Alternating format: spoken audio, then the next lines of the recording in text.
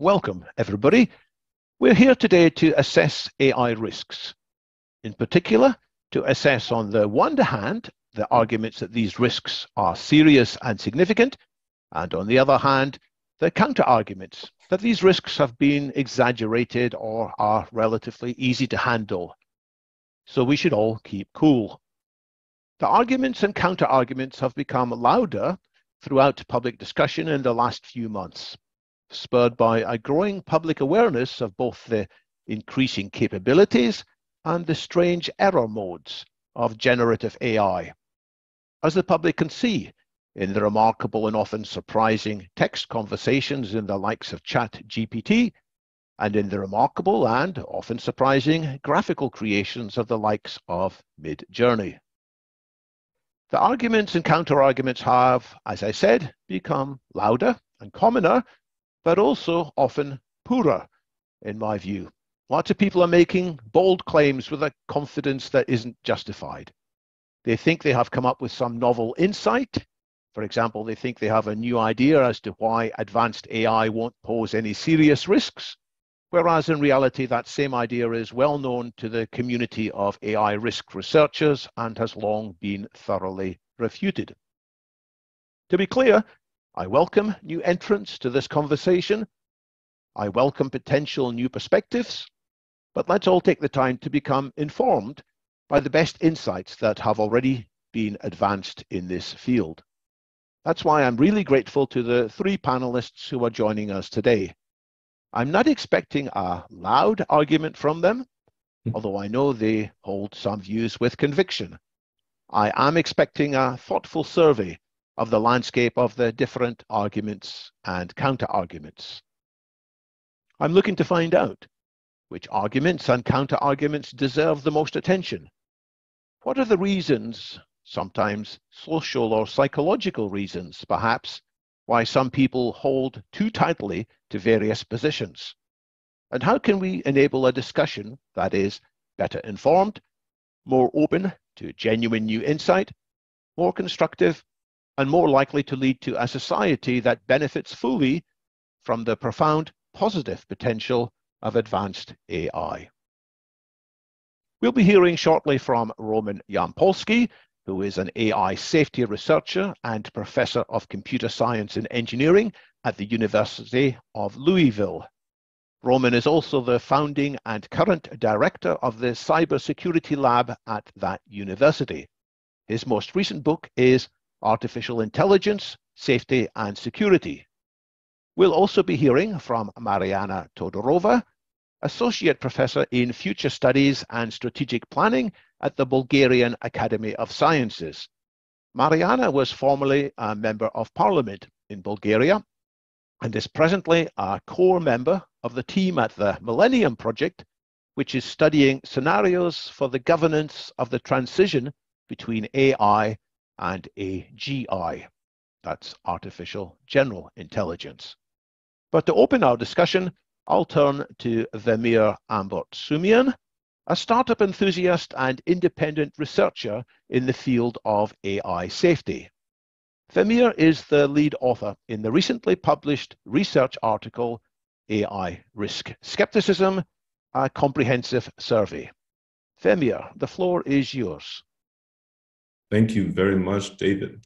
Let me just share the screen and get our slides going. Great introduction. Thank you very much. And you pronounced my name much better than I did when I was young, when I was first learning it. So you got it right on the first try. So I just wanted to say thank you, everybody, very dearly for being here. I started some of my AI career watching a lot of these panels. So to be gently leading one, humbly a part of this panel and strong members, very thankful. So AI risk skepticism is a really interesting subject because it comes a lot from certain motives and certain thought patterns, and we're going to see obviously cognitive bias. As we were speaking a little bit earlier, I actually came into AI with a super optimistic, excited view. And I think I wouldn't be intellectually honest if I weren't addressing the risks, which just tunneled into a lot of the arguments that I needed to work through. So this paper now published is out, and I'll just kind of walk you through how it's set the discussion. And let me know if you can't hear me okay.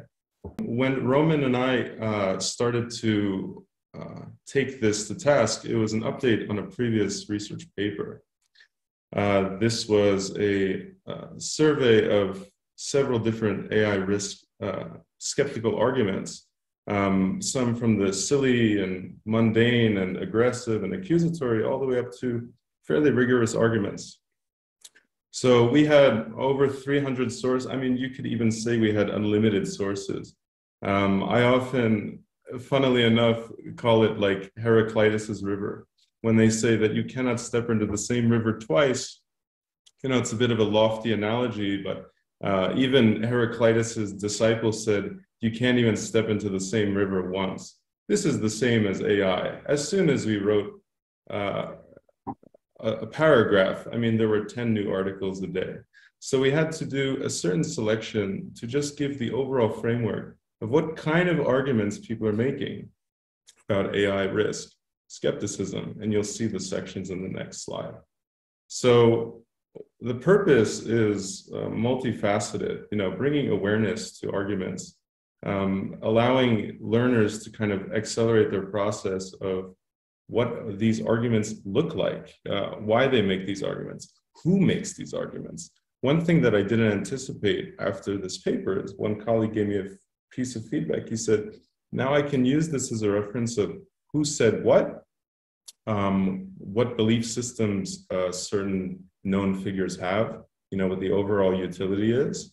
There's a bit of a caution in this paper about the generalizability. You know, it's hard to get extremely specific.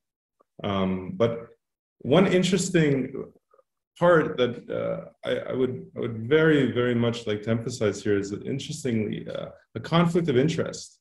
You know, one of my colleagues in the feedback on the paper said, well, listen, Vemir, it would be like if you were an environmentalist working to help advance your oil companies or helping big oil, and yet warning constantly that we need to pull back and save the environment in climate change. So a lot of times we have a bit of a conflict of interest in AI, is that we have programmers who are aware of the risk, but push ahead capabilities. So it does seem to be a bit of a muddy subject in that people who are making the very thing that might replace us are worried, or originally got interested in AI might be worried about what they are doing. So for me, what found it very interesting is going in, I didn't have the full horizon scanning of what AI risk skepticism looked like or what AI safety foundationally needed. So this was a rigorous challenge to all of my preconceived notions. So I think that along with this paper, diving into skeptical arguments directly, being intellectually honest with yourself, seeing what feels right, going through a rigorous, rational argument schema to see what just doesn't make sense, what has a foundation and what doesn't. And it will create an internal tree of arguments, I think, that is useful. Also, it's only 60 pages long, so it's a nice Sunday read. Next slide coming. Okay. In making the taxonomy, you know, you have this cluster of arguments, skeptical arguments, which you can address. So you're trying to find some of the roots. We're thinking to map it out with the complete list of cognitive biases. I believe there's 186 listed cognitive biases. And then certain clusters emerged that proved useful. And if you read through the paper, if you looked at skeptical arguments, you'll see that sometimes it's 10 dead horses being thrown at you. It's sometimes overlapping. I don't think that isolating it is possible in the grand scheme of considering what AI skepticism is. That being said, I'll just very quickly go through the 10 sections. I don't want to take up too much time with all the sections, but overall, it's the first is the crux of time. A lot of people don't worry about AGI or AI because advanced AI because they say we have plenty of time. It's hundreds of years, all of these several time scales. I think since this paper was started to when it was finished, we can see that the time illusion has been reduced. A lot of people are shortening their timelines. A lot of people see advanced AI in many forms being thrown in their face and thinking, oh, this might be a little bit closer than we thought. And there are, I think urgency might come from education on this subject. That's kind of a thread through this. The second part is that being unsure about something reduces one's fear. You know, there's doubt in generality even being possible. Some say that AI is only risky up to a certain point because it can never be general. And you can see that we'll go to number 4 if something isn't possible. You know, we're not sure if this if-then contingency chain of that this needs to happen, or we need an overlord, and then this needs to become conscious. You know, if you break that chain, we don't have to worry. You know, all of these things must happen for a catastrophe. This being another illusion. Number 3 is something else taking priority, you know, especially in a long-termist perspective, as all 4 of us are, you know, certain present day biases and issues, and a lot of false scarcity is coming up, you know, a lack of attention. But as a lot of my colleagues have mentioned, this doesn't seem to be an either or issue. It seems to be that a lot of these focuses on AI safety are conflated and work together. Like I said, number 4 is something is impossible. If you don't think something is even capable of being built, how could you think that it's risky? Number 5, you know, we are in control, that AI can have no agency. You know, things like there's only us controlling against malevolent actors. Capability has to have a motive. You name it. I mean, so many skeptical arguments on why that we humans got it, and that the danger cannot be something as benign as AI, which is clearly a mistake. Number 6 is giving up on even trying and large assumptions of faith. Just very quickly, this is kind of 2 sides of the same coin. It's almost the opposite of number 5. You know, it's out of our hands. Everything will be fine. Huge optimism or huge hopelessness. You know, things can't be safe. Things will be safe because, like you'll see in number 9, we've always survived it. You know, a bit of survivorship bias and many arguments in there. Number 7, I think, is the most layered to introduce. Very long term, like my last name.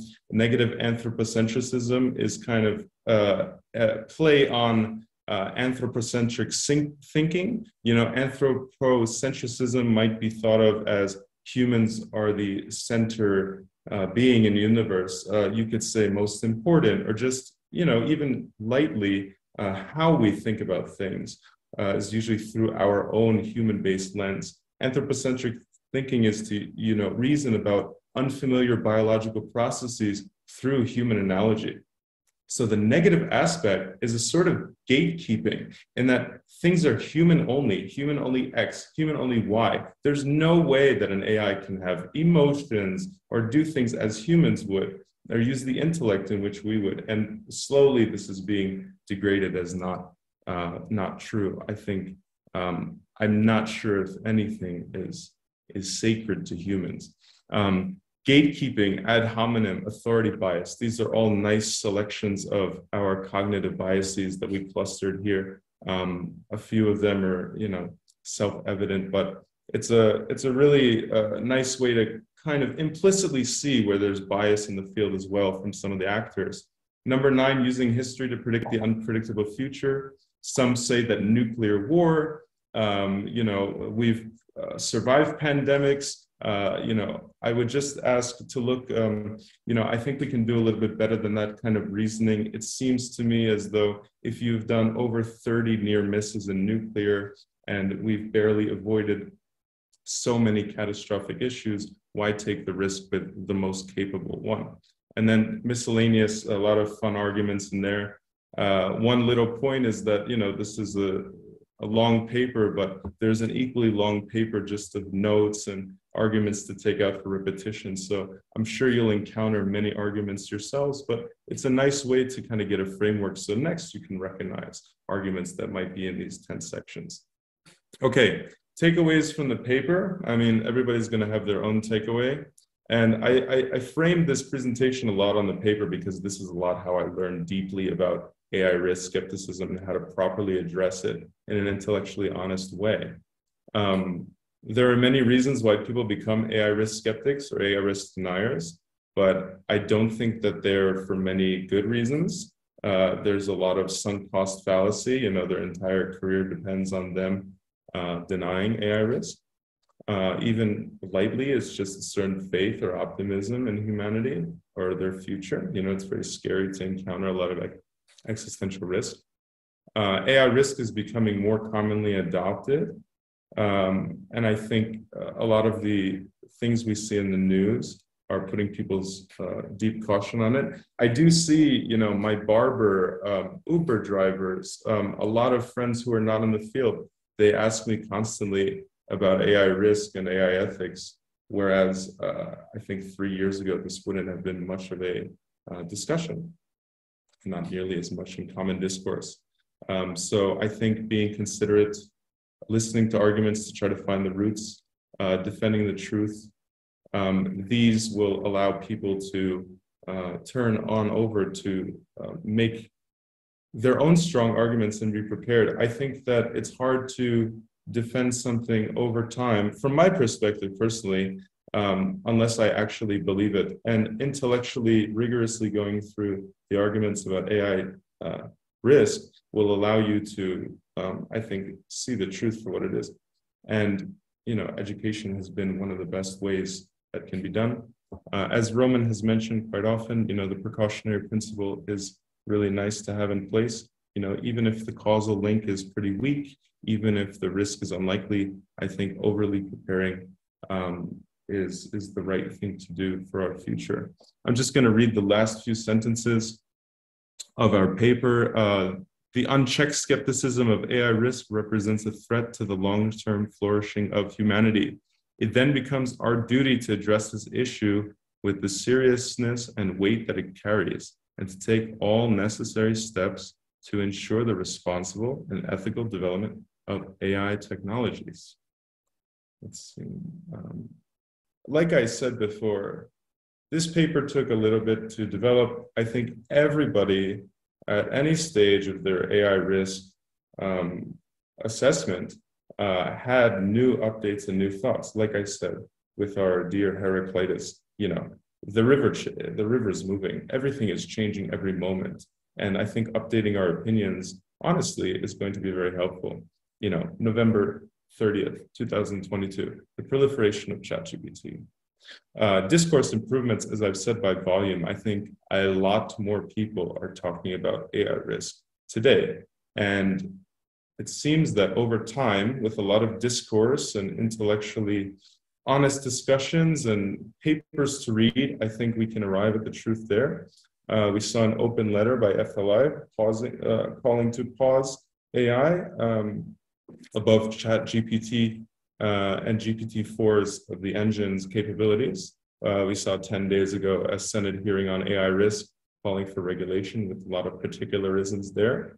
So I kind of open and close with the question, you know, are we making progress with this? You know, bringing this into the main discourse, still not knowing what might happen.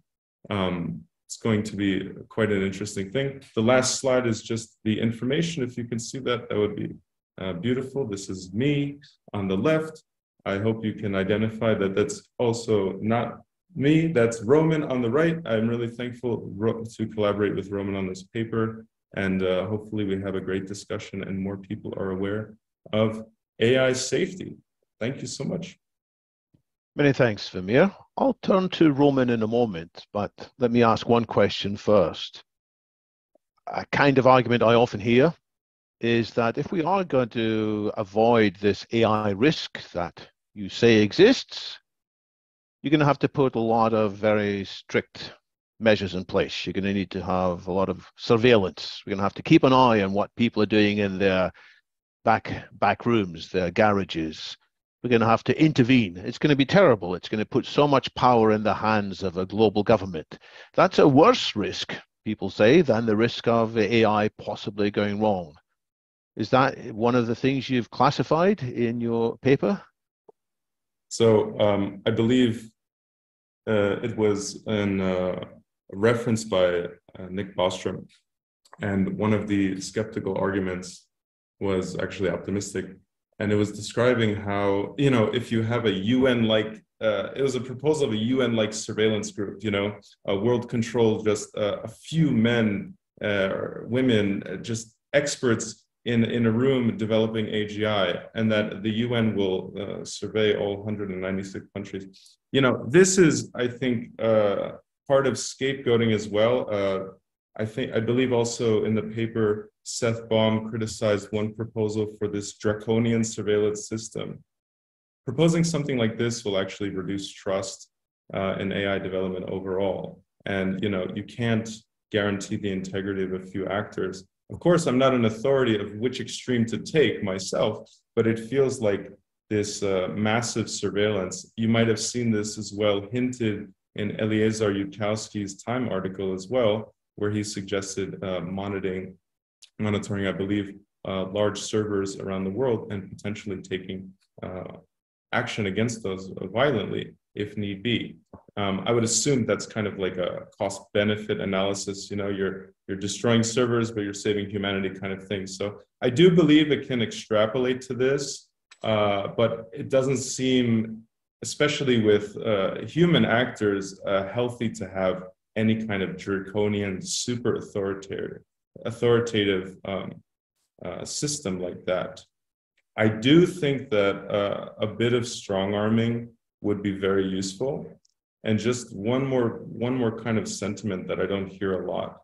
I think that in AI safety, paradoxically, we sometimes are too thoughtful, and we let the kind of bad actions step over us. People who are kind of moving without thinking as deeply. So I would definitely encourage us as a collective to be a little bit thinking quickly and thinking deeply at the same time, which is really hard to do. But I do believe that there are better and worse strategies. But if we don't do anything, someone is going to take an action that we definitely won't like, I think. So hopefully that answers Thinking your quickly question. and thinking deeply. That brings me quickly to Roman Yampolskiy, somebody who does think quickly and think deeply about these issues. So, Roman, what would you like to add to the discussion? It definitely helps to read the papers. So now we have two papers, both a kind of survey style introductory papers, and I'm surprised we're not getting more engagement. Usually a survey paper quickly gets a lot of interest because it's a good way to catch up on the state of the art, really. This is a big discussion right now on Twitter, but people seem to enjoy just exchanging tweets.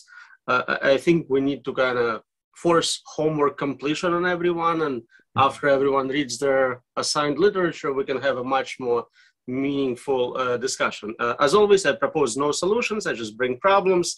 I don't think long-term governance is something we're gonna actually successfully implement. It becomes easier and easier to train new models. We're seeing examples with a single CPU, one graphics card, kind of emulating a lot of success of latest large models. So I don't think long-term governance proposals for this technical problem will be any more successful than control of computer viruses or spam or cryptocurrencies for that matter. So we need to basically have intrinsic controls where you understand that you will not win. Developing this technology in the absence of control mechanisms just means you're going to lose. You're going to be the first one to deal with this problem. And unlike previous examples in history with really bad guys going in history, there is not going to be history to record your really terrible decisions. So tell me more about these intrinsic controls. You said it's a bit like you can't easily fix spam and hacking on the internet because the internet was not designed with that kind of security in mind from the beginning, and trying to apply the security in the outside makes it harder. So what are the intrinsic controls that you have in mind to have a safer AGI? So we saw a proposal, let's wait 6 months before we go on with research as nothing happened. What if instead of a specific timeline, we say specific technical capabilities? Let's not train anything new until we can do the following. And you can have a very nice list of capabilities, explain how your system works, predict what it does, you in control, basically the things we would consider as valuable for something that capable, that intelligent. Right now, we don't have any of those capabilities. We're kind of gambling, hoping that putting filters on the next model will be sufficient to contain it. The problem with filters is that it's trying to put lipstick onto a pig, to use the metaphor. Mm-hmm. So these systems have inherited all kinds of biases and rogue behavior from the whole of the internet that they've read. And then some of it's been trained out of them, a bit like you can train a dog by saying nice dog, bad dog, but you don't know what the dog's going to do when you're not really watching it. It might then regress back to its intrinsic nature. So rather than training it through a whole mix of complex emotions, we have to somehow train it to start off with. But that's going to slow things down, isn't it? It's going to mean that we can't build these large language models anything like so quickly. And I guess a few good guys may decide to slow down, but what's going to stop the other ones who are more determined to launch the next version of large language model and steal their place in history, to displace the Googles and Microsofts from the world and get their startup to be the first $10 trillion valued company? I don't think anything will work. The hope is that we publish enough educational material where anyone who reads it is convinced that it's not in their own interest to do that. You might be the first company to get there, but you'll probably be the last company. So that's kind of discouraging, I hope. Let's turn to Mariana, because you've also been trying to solicit opinions from people. You've been part of the Millennium Project's interviewing team, trying to ask people to slow down long enough from worrying about the risks of today's AI and to anticipate better governance models for future AI. And I've been part of that team with you, and it's quite hard making people slow down because, as Roman has reflected, people like gassing off on Twitter, but it's harder to be more systematically. So maybe you could share your views, your experiences, and your thoughts on what you've heard so far, Mariana. Yes, thank you very much for the invitation. This is indeed a very much needed discussion, and I would also like to thank to Vemir and Roman for their opening remarks, and I found this taxonomy quite useful. Let me briefly outline two types of arguments that contribute to skepticism regarding AI catastrophic outcomes. And the first type of arguments come from some of the key figures who are involved in AI research and development, and they are striving to find solutions for achieving AGI. And of course, some of the most repetitive arguments, and here I'm echoing Vemir too, is that AI lacks consciousness, self-awareness, common sense, and it's unlikely to attain it.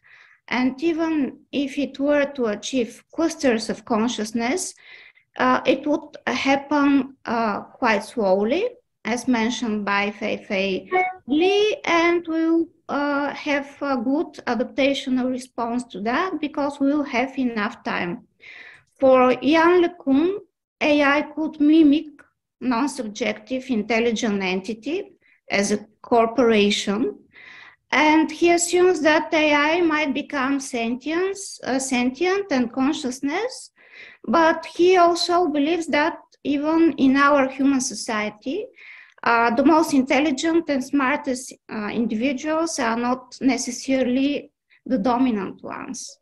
And for me, especially the later viewpoint is consistent because it assumes an anthropocentric and anthropomorphic nature of AI.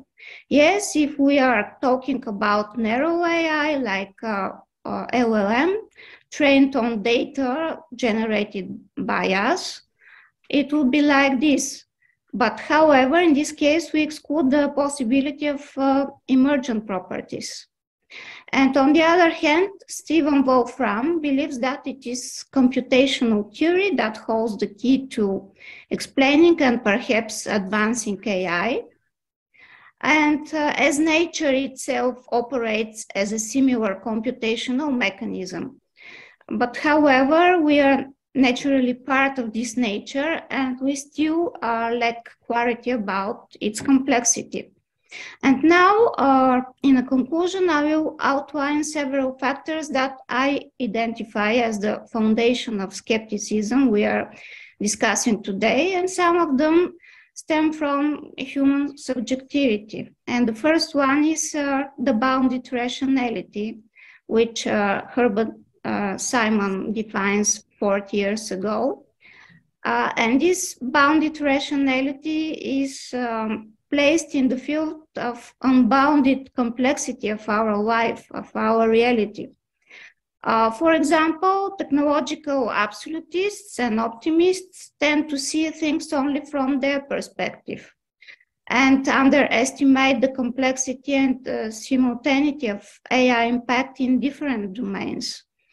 For instance, they claim that AI will create many new jobs and not just replace tasks and people. But however, the trends are leaning towards upskilling and reskilling in this specific perspective. And in other words, this does not solve the social problem of leaving hundreds of thousands of people unemployed. The educational system is not prepared for that, the labor market is not ready for that, and the architecture of the states, of the national states, with its social and pension systems are also not prepared for that. Those people do not analyze the possibility that AI, through ChatGPT, for example, can lead to cognitive decline or cognitive deficit. And I'm using that not in a medical point of view, but in epigenetic point of view. Because it can replace slow the slow thinking with fast thinking, according as described by Kahneman. And AI is not used when AI is not used as a tool for guidance, but as an oracle that synthesizes original sources, people will become more and more narrow-minded. And this is not because of AI, and this is because our mind is functioning like that, always to look for the shortcuts and for the easiest pathways. And some other factors contribute to different types of irrationality, the so-called cognitive biases. Vemir mentioned about that, which are supported again by shortcuts in reasoning, the so-called heuristics. For example, the incorrect transfer of knowledge from the previous eras. Vemir also spoke about that. And this is the pure extrapolation. The first, the second, and third industrial revolutions created more jobs, so it is assumed it will be the same now. However, we are talking about AI, which is increasingly acquiring the status of a new entity and is acting in synergy with many other digital technologies like IoT, 3D printing, VR, AR, and whatever. So I think that still we are at the level of subjective human factors and our own perception of this very narrow perception of this very complex and cascading new phenomena. Lots of interesting points there. Thanks so much. Now, you mentioned about the cognitive decline if we're not careful. We get used to relying on the AI. We stop thinking hard ourselves. For example, we use satellite navigation in our cars to guide us how to drive. We lose the ability to think about maps, and occasionally we get guided, in the wrong direction. And if we're not paying enough attention, we might go off a cliff. And that's bad for us as individuals. I had a small episode of that yesterday. I've been playing with Midjourney, the graphics generating tool, and I loved it. It's producing wonderful pictures. So I asked to give me a picture of an ostrich with its head in the sand. And I thought, that's great. And I posted it all over social media. And then I realized, oops, it gave an ostrich with 3 legs. I should have been much more careful. Now, that's not the end of the world, but the risk is that we will become so dependent on AI that we won't notice when AI is no longer giving us good advice and gives us bad advice. Yeah, and just one quick comment. How about this fake news about robot wives of the fake company of Elon Musk? A lot of people here in Bulgaria believe that this is true, and they didn't check at all that this is fake news, and the images were produced by Midjourney. The risk is that the fake news generators will be so good, they'll make them so believable, they'll apparently have positive credentials, they'll appear to come from BBC or some other similarly high repute. And an AI that is determined to outsmart us will be able to manipulate us, not just by power. But let's come to some of the comments from the audience. Generally, I'll prefer to take questions that are in the Q&A window that have been voted for. But I want to pick up a thread that a couple of people have raised. So Chris Smedley suggests, instead of thinking of the AI as the problem here, and indeed today's AI is the problem, but couldn't we have AI in the near future guiding us, helping us to separate out the fake news from the true news, helping us to redesign parts of our economy so we don't have the so-called problem of Moloch. Moloch is the situation when companies end up racing each other to get competitive advantage, and they cut safety corners and end up with a race that, as Roman says, the winner is actually the loser. So can we use AI to help? And Jason Geringer is raising similar points of view. He says that he is working on a cognitive bias detector. So is that the solution? That AI will help us? Okay, if anybody wanted to jump in before me, I just thought this is a really interesting part of it. So if you look at, if you look at this view, it can, but as we've kind of said a few times, in all the possible spaces of minds, what makes you think that it will by default? I think that the point that the audience member is raising is a really good one. It could be that something more capable than us can give us even guidance on ethics, deeper philosophical insights, and truths of the universe, in science. That's for sure possible in a more capable being.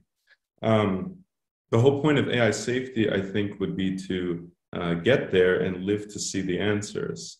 And it could be that, if you took a large language model or another advanced AI, it does every analysis of every spiritual text. It finds the synthesis between those texts. It tells you why your actions are wrong and they're based on fear and your shadow self and unintegrated parts of you. And it could act like a psychologist, absolutely.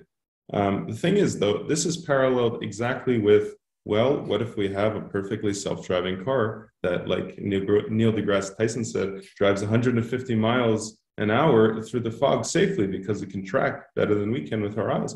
It would be great. How do you do it? Can you make a safe self-driving car completely? Can you make an AI? I mean, this is a very interesting subject for me as well. Can you make an AI guru? The problem is if you look at, moral cognitivism, you have to believe that morals also are, there could be an objective moral code, right? And then moral internalism proposes that once you know these things, you act on them. And then it can get into a bit of a free will, do we want to be told what to do, even if it's great advice? This is a recurring theme. I think that we can have this discussion. We can see how AI can guide us. But I do think we need to respect people's free will in this scenario too. If you were a complete authoritarian controlling everybody's actions, I think that nobody would smoke, but they would want to smoke just because of the spite of it. I think that we're very human in that way.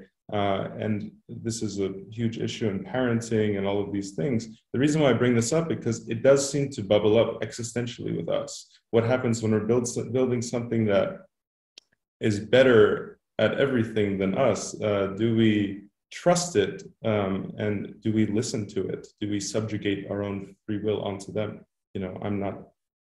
I'm not sure. There's a lot of questions there. I think the idea isn't that we just hope that it guides us correctly, and indeed that's too much of a thing to gamble on, but we design it with a particular purpose in mind. We design it so that it doesn't have any volition. It's not going to be our parent. It's not going to be that kind of AI. It's simply an AI that we can rely on to help us decide, this is fake news, this is not fake news, this is a cognitive bias, this isn't. So it's part of the solution, but we humans are still remaining in control. I think that's the argument. Roman, do you have optimism that AI can be part of a solution? So let's separate two different types of AI we're talking about. We can have today tools for doing exactly that, verifying news sources, detection of deep fakes. Tool AI works beautifully most of the time. Short term, yes, we can benefit from it greatly. Very different from long-term agent AI, capabilities beyond what we can do. We don't know how to control it. So very different. We use the same term AI, but those are different animals. Call it narrow AI, call it superintelligence, call it AGI, whatever you want to label it as. We don't know how to control things which are agents smarter than us. As long as we have tools right now, absolutely. Everything you said about using it as a psychiatrist, psychologist, helping with economy, that's what makes it so hard to stop this from being developed, because it's so beneficial. We can definitely improve our economy with very helpful AI. Problem is, once we get to the next step, it becomes smarter than us. We have no idea how to control it, how to steer it. Whatever decisions it will make to optimize the next step in economy is up to the system. We are no longer in control. And that's the concern. We are not worried that the fake news detector will take over the world right away. That's not the problem right now. It's the next level of the system. It's the GPT 6, 7, whatever the next scary version will be. But why can't we just build AI as a tool? Why does AI need to become an agent? That's a great question. So I have a paper about malevolent AI, where basically my argument to people who say, well, no one would ever do that, is I would. And they have no counter argument, because the moment they released this very nice GPT-4 model, which was just a question answering tool, somebody put it in a loop, gave it goals to take over the world, and it was an agent AI doing just that. Took a week. And this is like still not super advanced AI capabilities. All the crazies, hackers, doomsday calls, they're all looking for ways to cause maximum harm. You don't think they will use this intelligence in a box, just add your own goals for their purposes? Mariana, any comments on this? Yes, I strongly believe that AI has the potential both to provide a lot of opportunities, but at the same time challenges and pitfalls, and also believe that it is mirroring ourselves and our current human situation quite well, with the biases, with the progress, with the achievement. But what is interesting from my perspective is the emergence of new phenomena, and I call them AI-assisted social engineering. Yes, AI does not possess reasoning and does not act with intention, but some people give human attribution to it. And this is due to the alignment phenomena, where ChatGPT responds based on the prompt and already somehow personalize its responses. Or it's because, for example, human judges feel challenged to oppose decisions generated by AI in courts. But at the same time, I detected a very interesting mini trend, which is regarding a lot of people are becoming now vegans and vegetarians, because when they feel themselves threatened by AI, they accept themselves much more closer to the nature, to the animals, and etc. So it's us that are giving human attributes to this new entity, and this is probably our human adaptational response. Vemir? Yeah, I mean, just one comment. I love what Mariana says. One interesting field of study that would be cool to explore, I might do it myself, is, a sort of forced moral progress in this era. In 2017, at the Asilomar conference, I believe Sam Harris said, even if we had the perfect oracle, right, completely benign AGI, in the current political system, it would produce total chaos. I don't actually mean this as a criticism. I think it's just a certain awareness of humanity. We have seemed to have hyper-accelerated in certain things and regressed even in other things. If you look at the dichotomy of wisdom and knowledge, to put that very roughly, it does seem like we are, as many people say, putting a mirror up to ourselves. And I think that there is that bifurcation, the social issues and the technical alignment issues, and the near-term issues like the biases that are, and the problems that are happening now. I mean, someone took their life from a chatbot already. I think that the near-term and long-term issues move together. I don't think the internal infighting either is helping in the AI safety field. Let's take a couple of comments from Attila Morlakan and from Brian Wachter. Attila asks, why are we afraid of something that's smarter than us? And Brian says that actually intelligence is inherently aligned. So we don't need to be afraid, because if it's more intelligent than us, it's going to do the right things. What's your answers to that? Roman, you want to take that one? Sure. I mean, aligned to what? Right thing for who? For that intelligence? I'm sure it will. It's an argument that super smart people are always nice. You never heard of like evil genius? This is standard. You can align any set of goals with any degree of intelligence, orthogonality thesis, right? It's easy to kind of look at smart people who are slightly smarter than you and see that they are human in many ways and have similar preferences. But look at someone 10 standard deviations away from you in intelligence. You can't, we don't have that animal yet, but they would definitely have completely different values and preferences and concerns. I don't know, look at squirrels versus humans, right? We're not really well aligned with squirrels. We're not doing their bidding. We're not collecting nuts for them. We're lucky if we don't exterminate and then we need to construct a new building. There doesn't seem to be any reason to think that without extra effort, just randomly generated very powerful optimization process, alien intelligence or AI will do what you want. And to make things worse, we don't agree on what we want. We are not internally consistent, and half the time what we think will be good for us turns out to be horrible. At this point, I'll feed in some comments by Geoffrey Hinton, famously the pioneer of deep learning, one of the so-called three godfathers of deep learning and the most senior of the three. He said he has changed his mind recently. He used to think AGI was 30 to 50 years ahead. Now he thinks it's likely less than 20 years and possibly even 5 years. But the bigger change in his thinking was he thought that AI would be broadly similar to human thinking for a long time, because they created AI to sort of mimic human thinking.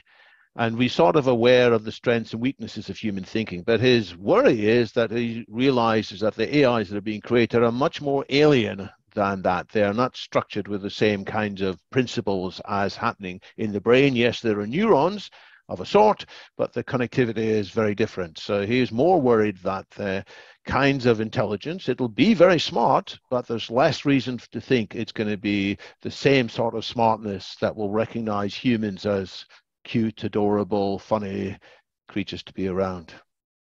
Mariana?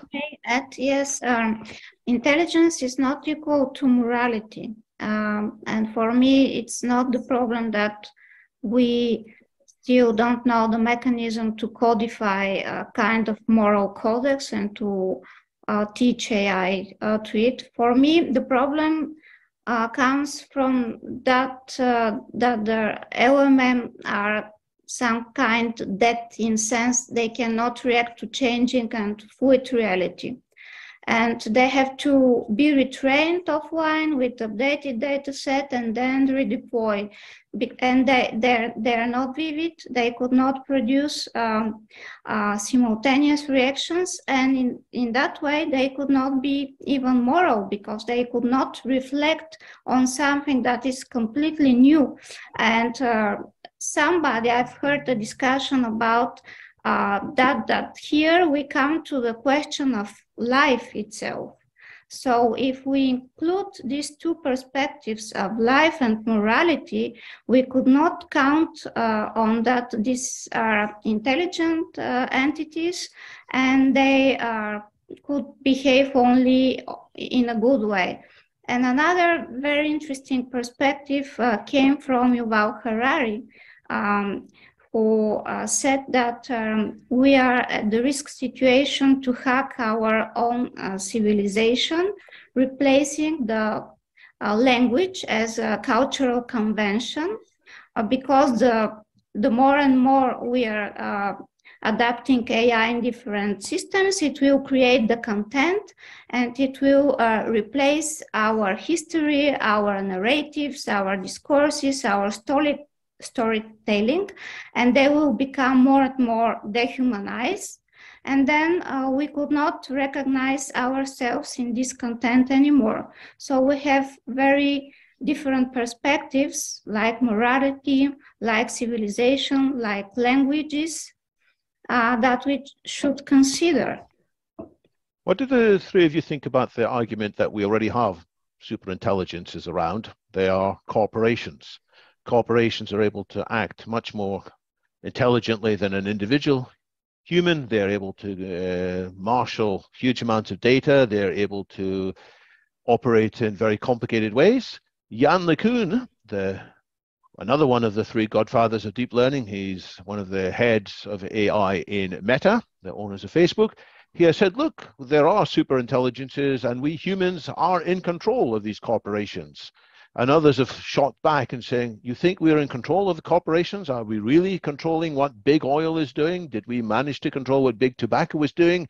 Well, perhaps we did in the end, but it was a bit of a struggle. And tobacco only killed hundreds of millions of people, and it didn't wipe out everybody. But if there is a super corporation that is even more powerful, it may manipulate us all. So is that a good analogy? Is that going to lead you to being a risk skeptic or a risk warrior?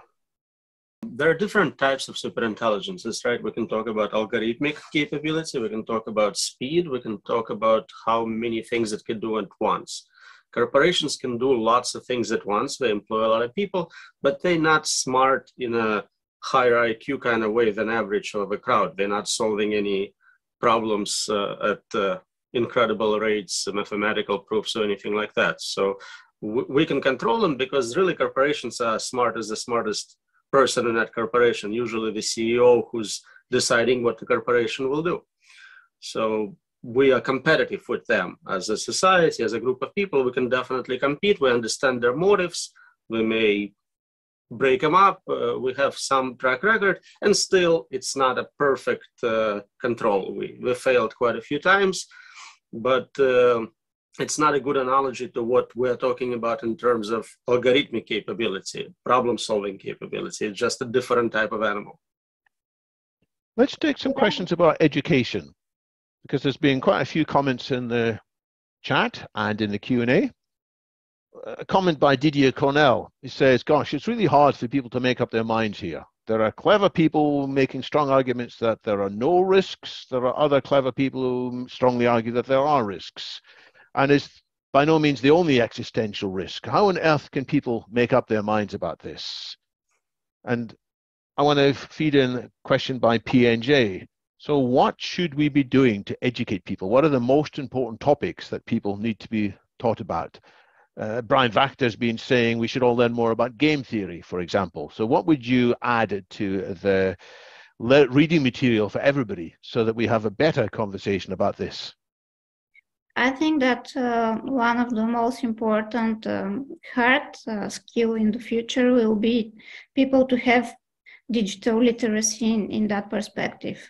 They need to be educated how to communicate with AI, not to provide them with human attributions and expectations, because they could possess themselves in a new echo chamber or a new kind of reality of delusions and confabulations, as Geoffrey Hinton says.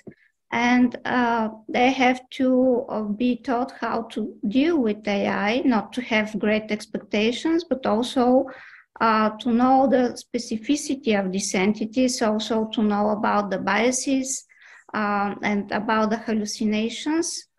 And of course, what I think it's obligatory, people always to be informed that they are using services or products or are communicating with AI entities. Because imagine the next year when the elections, presidential elections in states will be, if you are arguing with somebody in the chat who is actually not a real person, but content created by ChatGPT or other AI. So, and if human trolls would be replaced by fake content created by ChatGPT, we are here somehow destroying the principles of democracy when we don't have real and equal debate with different people, but with that kind of chatbots. So we are needed a new schedule, a new agenda in school of this specific digital literacy with all this specificity of communicating and dealing and working and contributing with AI. Digital literacy, anything else to be added into what more people should be learning, not just at school, but all of us? Yeah, just to jump in, this paper for sure, no, I'm just kidding. Of course, this paper I would suggest for reading, but there are a lot of links. Afterwards, I can share, there's one AI safety website that just says lots of links. So it has the AGI fundamentals course. It has basic fundamental readings from Toby Ord, Nick Bostrom, and Roman Yampolskiy. I mean, it has so many things that were the foundational blocks that I learned from. And it's simply, it's similar to reading philosophy. You know, you're encountering something new, it's challenging your beliefs, and either you change or you dig your heels or you go to another source. So weirdly enough, I have this intuition that the more people educate themselves on this, the more they will lean into AI safety. Just as a main point, I think one thing needs to die for humanity to thrive, and that's preconceived notions.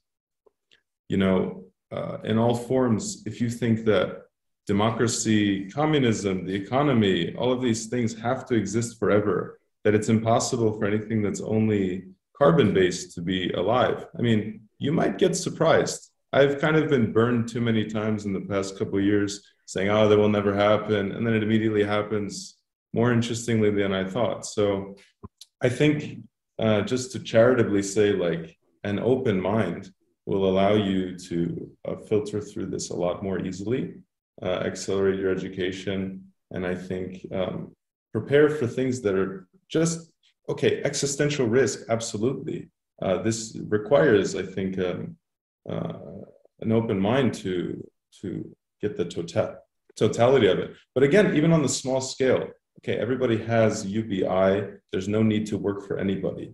What happens to you? Do you put your kids in school? What do you do with all your time? These are real human considerations. Like, you know, if our humanity is preserved and, you know, there's life extension, what do you do with 250 years? Are you going to prefer human-only literature? Are you going to adopt AI art? I think releasing what life should be and looking at what it is and is becoming, I think, will be more helpful. Roman, what would you have people learn more about? So I teach, and so that's why I'm skeptical about actual impact of education. We see quite a few scholars who are experts in the field, as you said, the godfathers of the field. They've been exposed to the best arguments, best literature, and it doesn't seem to have any impact.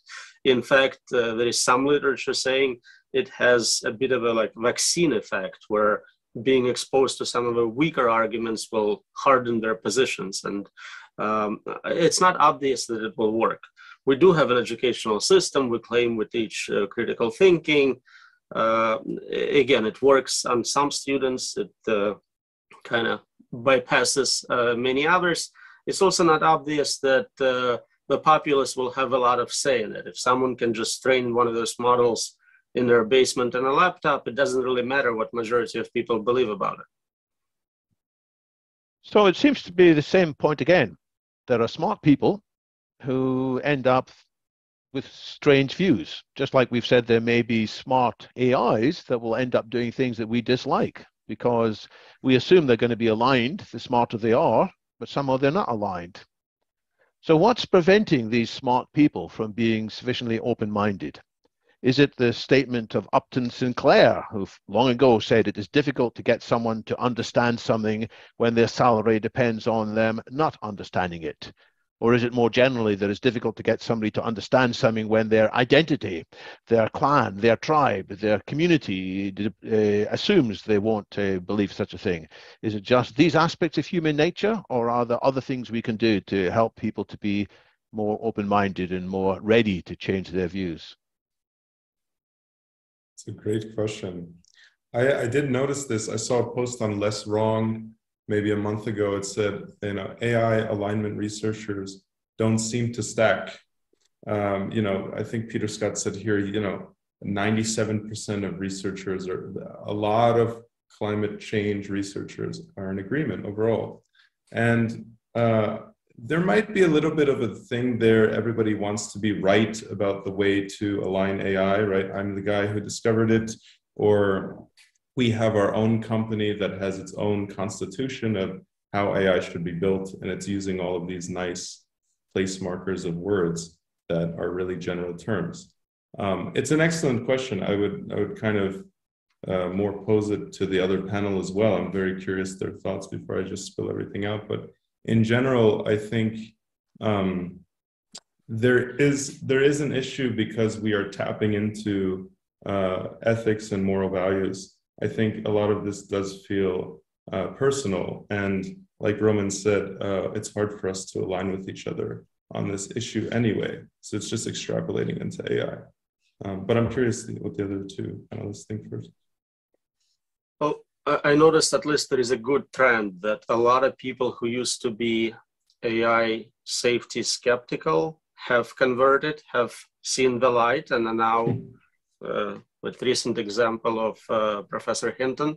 But I never seen someone go from being very concerned to becoming not concerned. Maybe it's a limitation of my exposure, but it seems like it's much harder to find your way in the wrong direction. So that's good. Over time, with more capabilities displayed by AIs, we probably will see more converts.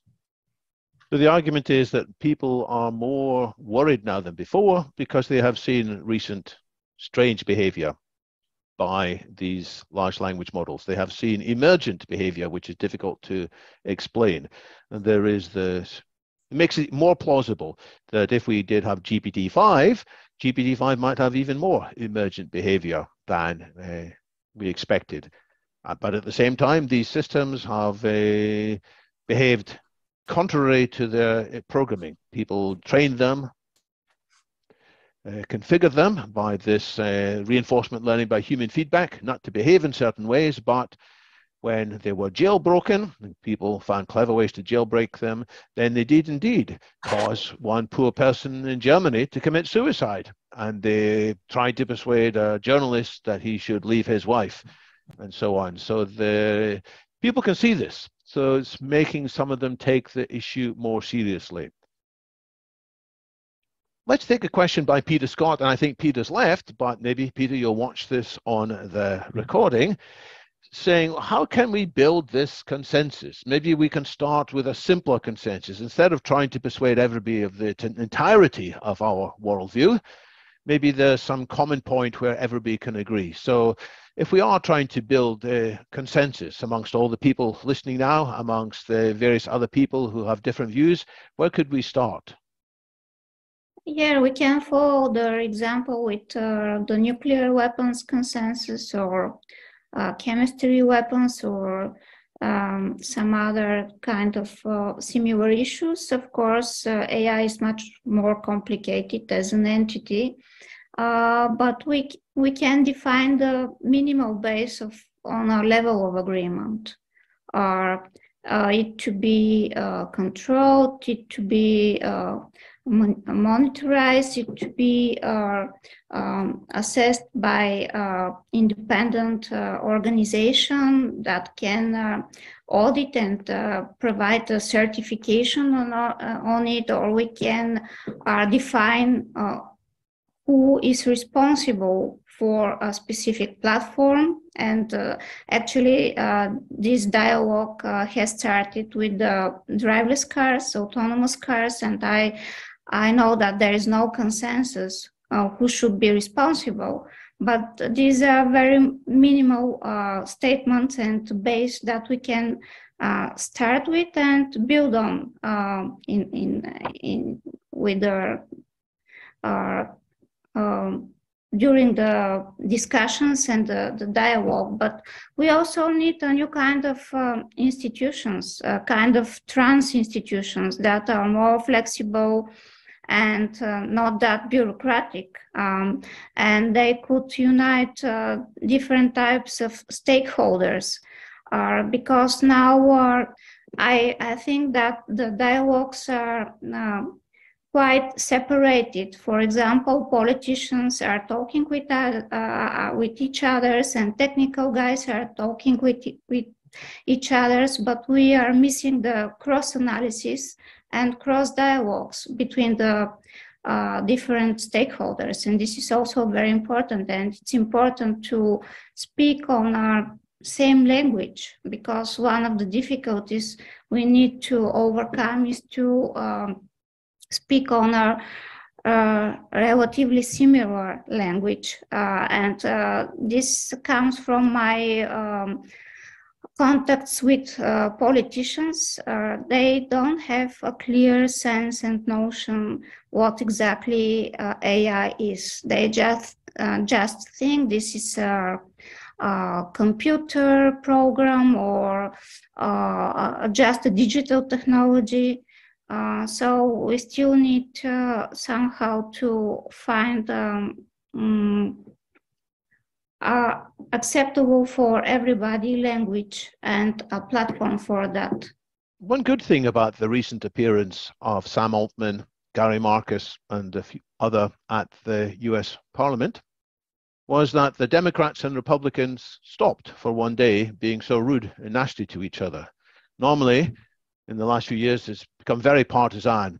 And whenever there are witnesses, independent experts called in, the politicians are only partly interested in asking questions, and they're interested also in scoring points against each other. But they changed when Sam Altman and Gary Marcus was there. They were, on the whole, more complimentary to the questions each other asked, because they realized actually there's something bigger. So that gave me a little bit of hope that there might be a willingness to learn. Any other thoughts from Roman or Vemir about where we might start building a broader consensus rather than just having a never-ending disagreement here?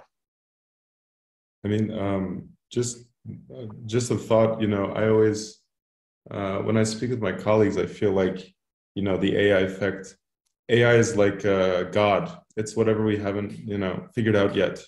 So naturally, I think it's confusing to say, well, what is AI? What is AI and what are the capabilities? But I think it's not as important. I think there is another problem in terms of communication. We get really, really hopped up on definitions and marking exactly what it is. If it's dangerous, it doesn't matter what its name is, right? Loosely speaking. So I think definitely, to directly answer your question, David, is we need to have like a direct, we need to have an improved discourse, better communication. I think we need to listen more.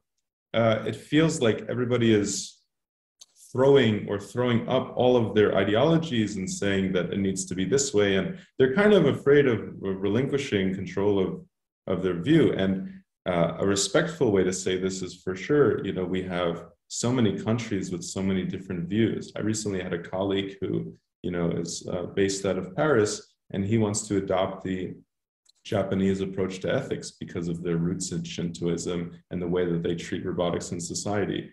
And, you know, if you're on the ground in China, a few colleagues have a different perspective, which they can defend rigorously.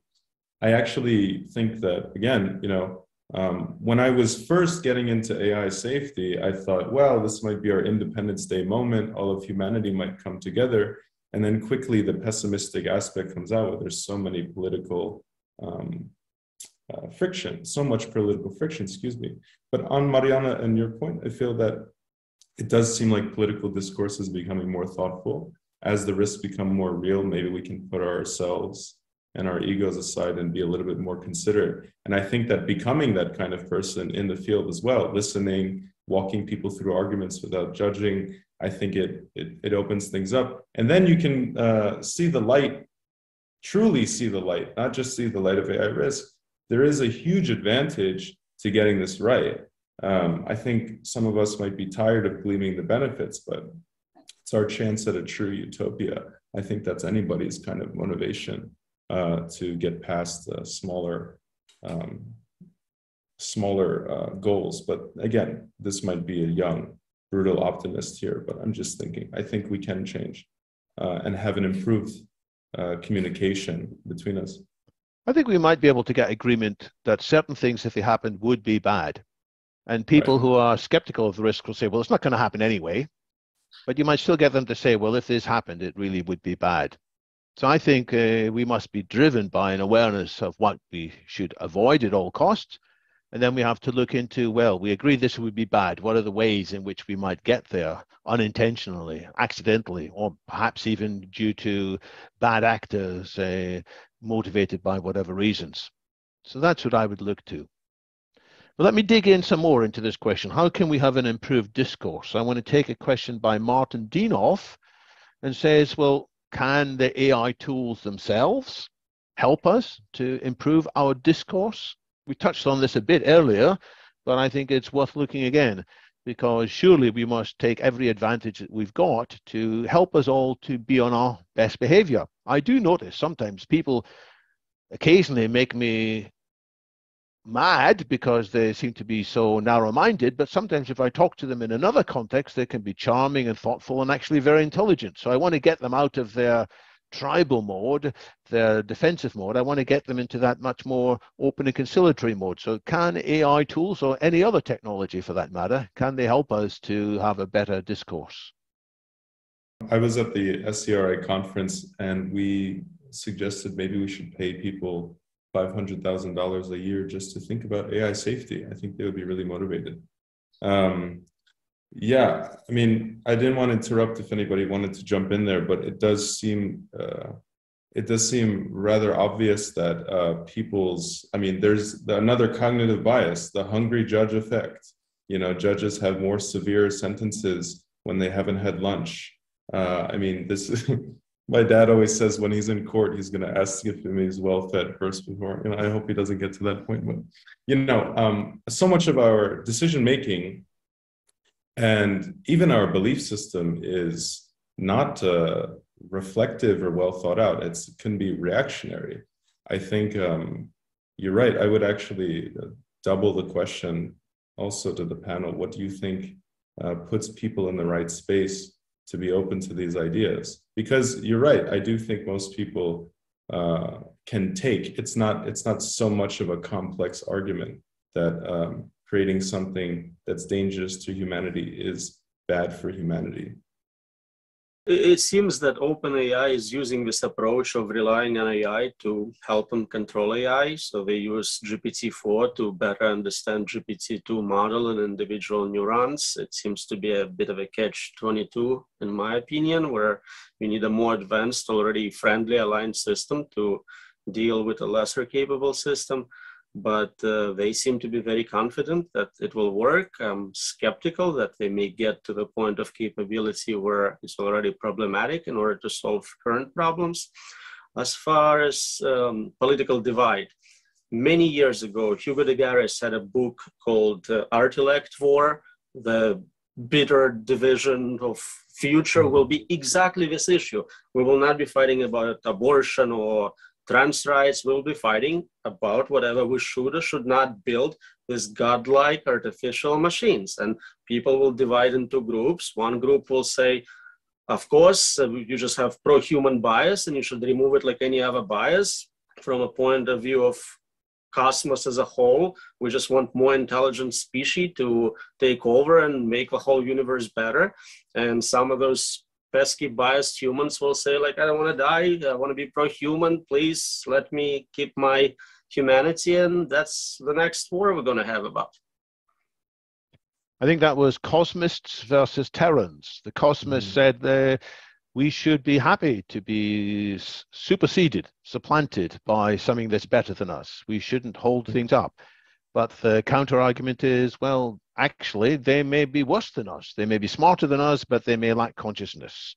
They may be smarter than us, but they may have some terrible, terrible bug, which leads to the end of all life. So instead of superseding us, it will be the end of existence. And that's what the Terrans are. And I think Hugo de Garis was quite prescient there. And there will be more hostility. There was a demonstration outside University College London earlier this week when Sam Altman came to give a talk at a conference there. And there were, I think, 2 students, maybe more than 2, holding up signs. Do not build AGI. Now, they did not have Molotov cocktails. They did not have other violent means. They were just trying to raise awareness. But I think there will be more of this. So we've got to get out of that hostility. We've got to build this consensus. Vemir. Yeah, I mean, I just wanted to jump on the point of using AI to make these kind of decisions. And I think the central phrase, which has been overused a bit, is trust. You know, I remember being at a conference. It was actually a startup conference, and this great current colleague of mine was giving a lecture on explainability.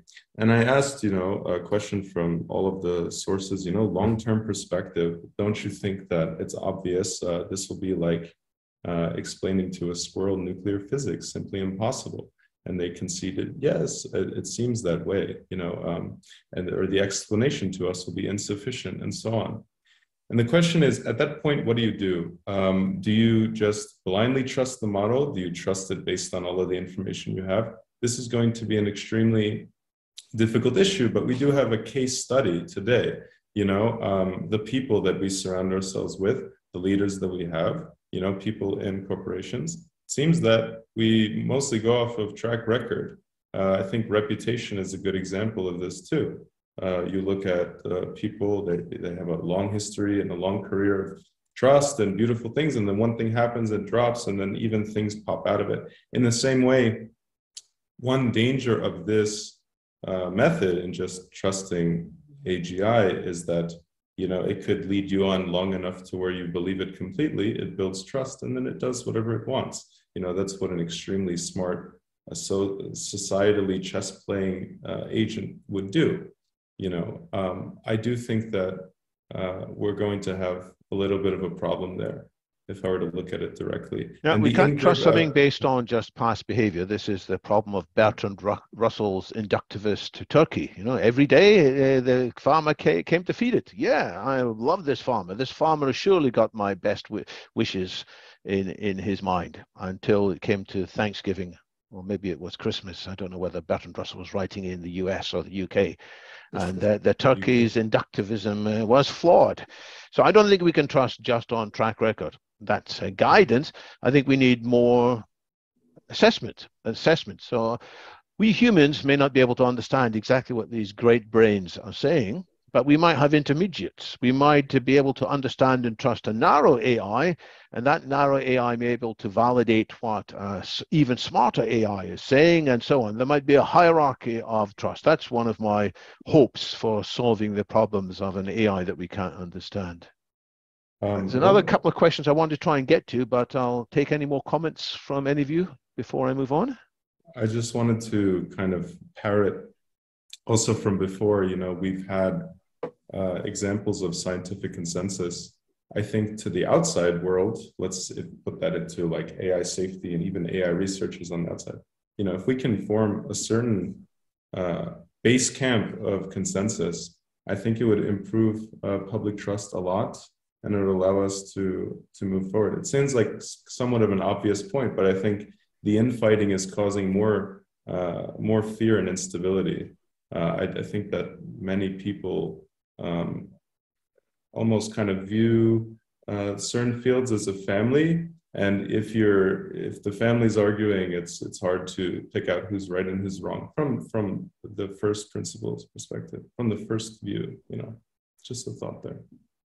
I'm just wondering how AI will impact our sense of personal identity, how we will change from inside, because we can see not only that is already happening, not only from cognitive perspective, but also from behavioral perspective, how it will impact on our national identity.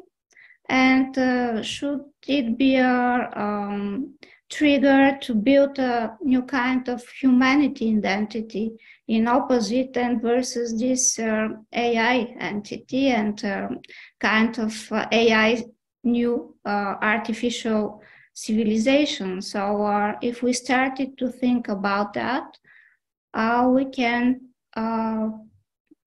build some scenarios, how we'll reveal what will happen in the future.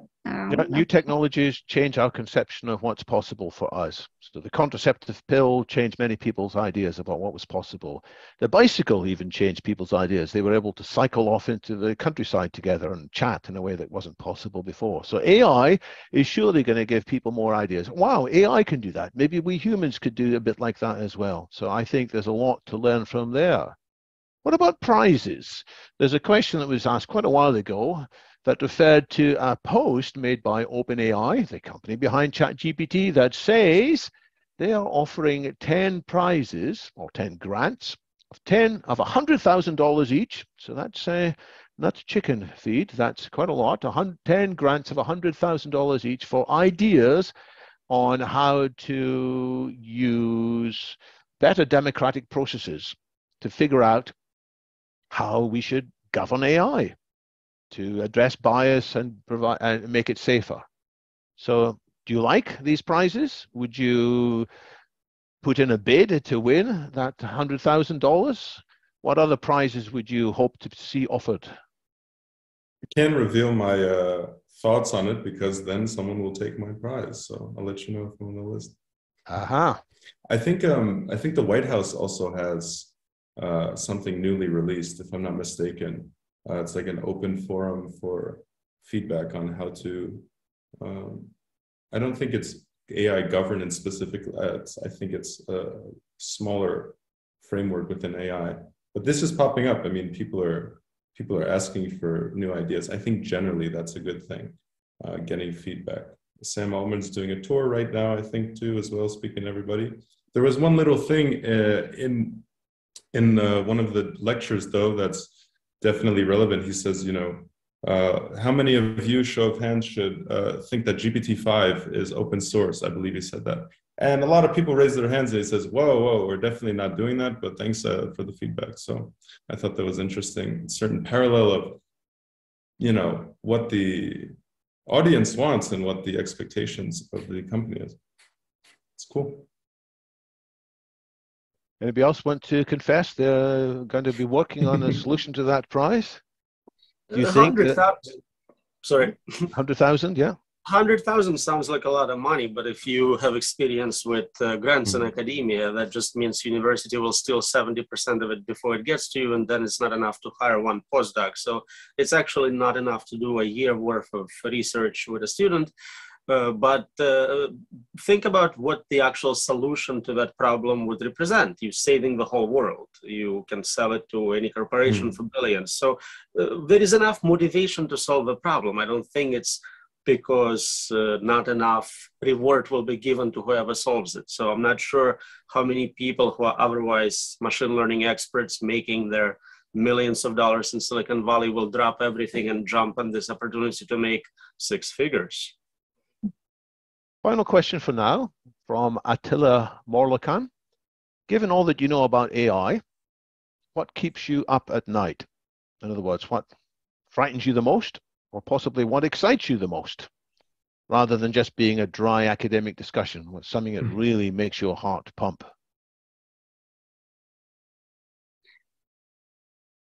You're all dry academics, are you? No, I don't. I think this is what's most exciting or most fearful. Which side should I go on? I can tell you both. Well, both, please. We want reasons to be excited. I don't want people to leave this with just doom and gloom. Yeah. But we need to be aware of the true problems as well.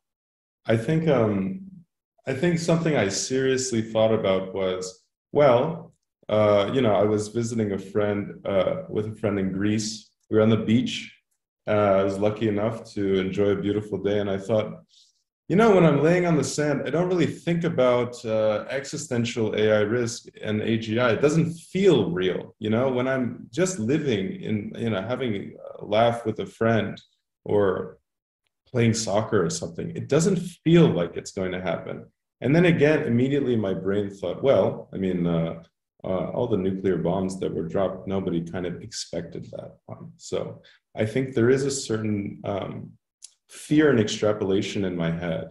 When I go to bed, I think, oh my God, what could happen if, New York is finished with a nuclear bomb, right? But even with AI, it's like, what could happen if we have 10 trillionaires and 5 billion homeless or something like that? Like, this is a huge, and it's not like it can't happen. There has been extremely long periods of scarcity, hunger, issues, people dying unnecessarily. It's like most of history. So right? What excites you then? So, what excites me is actually what got me into the field is this beautiful vision for what we can do to improve ourselves. Just to take a piece out of Sadhguru's book, he said, he's a spiritual leader in India. He said, back in the day, if you're physically capable and, strategic, you could kind of take over to be a warrior, take over the world. They were worshipped, After that, the nerds kind of ruled the world. Leaders of corporations are not big, brolic guys. A lot of physical feats are relegated. A lot of intellectuals are controlling a lot of big things. And he says, once AI takes over a lot of this, we're in the proper place. The only game is to be a better human being. I'm really excited about that. If we all become, if we magnify doing what we love across most of our day, I think we'll have even more fulfilling lives, more time and connection to family. I view a city where AI and robotics are cleaning the streets and spraying nice perfume in the air, and everything is Singaporean in how clean it looks. The art that will be created. This is actually what I really dream about. All of the safety is for us to kind of get there. I don't know if you saw Refik Anadol's Unsupervised. It's the amazing AI-generated art. It uses GANs. It's got like the little cool computer. And in the MoMA, I actually went twice to see this. It's a couple stories high screen, and it's like generating live from all of the work. I believe it's over 100,000 works of art that were ever passed through the MoMA, and it's generating live images. I had a very strong, visceral, emotional response. We sat there with our mouths open for 30 minutes. Felt like you were on the edge of consciousness a little bit. You recognize Picasso, Cubist era, then it disappears. This is exciting. What will movies be like? Maybe you can put a link to that MoMA, the Museum of Moving Arts in New York, is it? the Museum of Modern Art, I believe the exhibition might be over, but it could be but there must be traveling. something online about it. Yeah, absolutely. Very fascinating stuff. And this is the tip of the iceberg. If we get it right, this is going to be definitely the most exciting time to be alive, and maybe the longest too. I mean, it's just it's crazy. It's unthinkable. So if I was sensible, I might stop the conversation there, because that's a nice up. But I do want to give Mariana and then Roman a chance to comment as well on that same question. I'm excited that a lot of scientific hypotheses probably will be proved with the help of AI.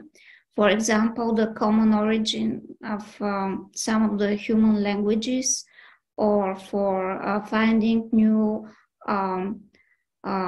molecules in building materials, or for finding a formula for antibiotics we are not resistant to, or finding new universes and galaxies, because we could not, we are not capable to reason through all these complexities. So this is the exciting thing. And also the optimistic thing is that we have always been capable to build adaptational responses to very different phenomena and events and changes. So probably it's just another new level of challenge that we have to deal with and to overcome somehow. I think we might have AI in the not too distant future listening to all the radio signals coming from space and say, they're the aliens. Listen, if you listen in the right way, you can realize this is their characteristic signal. And we'll say, what? Oh yeah, you're right. We're listening on the wrong frequencies. I also think these AIs will solve some of the long outstanding problems in modern physics. You know, people have been trying to have a theory of everything, unifying the four fundamental forces for a long time. Maybe there's 5 fundamental forces, more than one force of gravity, for example. I think it's quite likely they'll do that. And in that process, they may give us a much deeper realization of what the fundamentals of the universe is. So that's what I'm looking forward to. Roman. So you are making this mistake of making me the last speaker. Okay. The most common question I get at the end of a podcast interview is basically, why you're not depressed? You talk about all this doom and gloom, impossibility results, but you seem very happy. What is wrong with you? And I think it's a built-in bias, right? We as humans, most of us, we deny the fact that we're getting older, we're going to die soon, and there is nothing we can do about it. We're all going to have individual X risk, and none of us will be around in 100 years, no matter what, at least unless AI solves aging. So that explains the crazy, not depression. What am I optimistic about? So I'm not optimistic about our safety capabilities in solving superintelligence control problem. I'm not optimistic about government becoming a solution to any problem. Last time I was on the show, I believe we talked about my research on simulation hypothesis and what that entails. So I'm very hopeful that this is just a test. We're being checked on who's stupid enough to press the button. And after the test is completed, we get to go back to our very happy, non-simulated existence with a lot less suffering, much improved overall standard of living. If you want to find out more about Roman's ideas on the simulation hypothesis, you need to find the London Futurists podcast episode where that was discussed, a very popular podcast episode. And that is indeed another possible amazing insight that AI might help us to reach. And I must declare my interest in AI solving aging as well. We are going far too slow in developing new drugs. There are promising ways in which AI could accelerate developing drugs, and maybe analyzing the whole of our biology in a much more fundamental way than we can do now. That's the excitement. And I'm excited by the ability of humans to talk together. And it's difficult, and we make things wrong, and we get annoyed and frustrated. But on the whole, I think we are having a better collaborative discussion. And I'm sure I want to keep on pushing hard for London Futurists and its related organizations like the Millennium Project to catalyze a better conversation about how we can cope with all these issues. Thanks to the three of you. Thanks to everybody for listening. If you have been listening, if you are still a bit dissatisfied, you can hang around a little bit. We're going to take a 7-minute break now. We're going to have a chance for people to have a bio break, recharge their coffees or modafinil or other substances of your choice. And a small number will come back and we will have a chance to explore what else you think this conversation could have gone for about half an hour. But let me say thank you, Mariana. Thank you, Roman. Thank you, Vemir. Thank you all for your words. I really appreciate the time.